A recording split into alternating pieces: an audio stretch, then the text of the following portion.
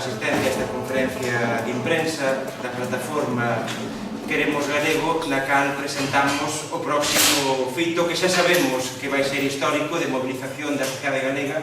en defensa da nosa lingua. E non podía ser outro día senón o Día das Letras Galegas, o día que defendemos a existencia do noso idioma. No lema deste ano, desde a plataforma Queremos Galego, lembremos unha plataforma unitaria que congrega a máis de 700 entidades de máis diferente tipo, unidas baixo a bandeira común da defensa da nosa lingua, frente a un goberno que por vez primeira na historia da autonomía anda a patadas contra o noso idioma.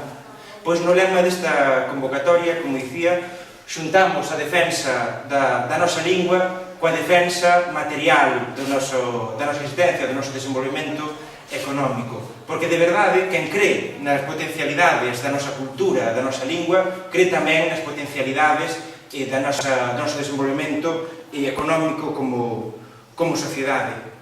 É evidente, o presidente da Xunta non cree no país. É evidente, o presidente Alberto Núñez Feijóo non cree nas potencialidades do país, nin a nivel económico, nin a nivel lingüístico, nin a nivel cultural. É incrível, por exemplo, que estes días o que debería ser a primeira persoa como primeiro cargo que ten que defender a nosa lingua por obriga estatutaria, por exemplo, este en contra de que a nosa lingua se pode utilizar en determinadas institucións como o Senado. É algo impresentable e que forma parte, en todo caso, dunha liña de ataques continuados por parte de quen debería ser o primeiro defensor da nosa lingua e que é, nestes momentos, o inimigo número 1 da nosa lingua e da nosa cultura. Porque Alberto Núñez Feijóo non cree nas potencialidades do noso país. Nós que acreditamos e demostramos, ademais, con cada mobilización, que é unha inmensa maioría da sociedade galega, unha inmensa maioría da sociedade galega, a que defende a lingua que nos une como galegos e como galegas. Dentro do que é o conxunto do Estado español, podemos ver como outras comunidades autónomas, como Cataluña e Euskadi, que teñen desenvolvido nestes 30 anos de autonomía un proceso de recuperación da súa lingua, tamén levaron a cabo un proceso de afortalamento económico. En Galiza tamén podemos ver como a lingua é un termómetro da situación xeral de desenvolvemento tamén a nivel económico. Mais unha vez, xa o dixemos en máis ocasións desde a plataforma Queremos Galego, temos que pedirlle ao presidente da Xunta, que cumpra a legislación, pero tamén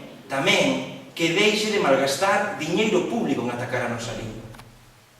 É impresentable que o presidente da Xunta anuncie que vai malgastar 1 millón de euros con todos os seus ceros en defender este decretazo que é rexeitado de forma unánime polas principais institucións culturais do país, polas organizacións representativas da comunidade educativa e polo Consello Escolar de Galiza. Con todas as necesidades e carencias que temos nestes momentos, que ten a sociedade galega, é un insulto, especialmente ás familias que máis padecen a crise económica, que se vai a malgastar 1 millón de euros máis en atacar a nosa lingua. O galego une,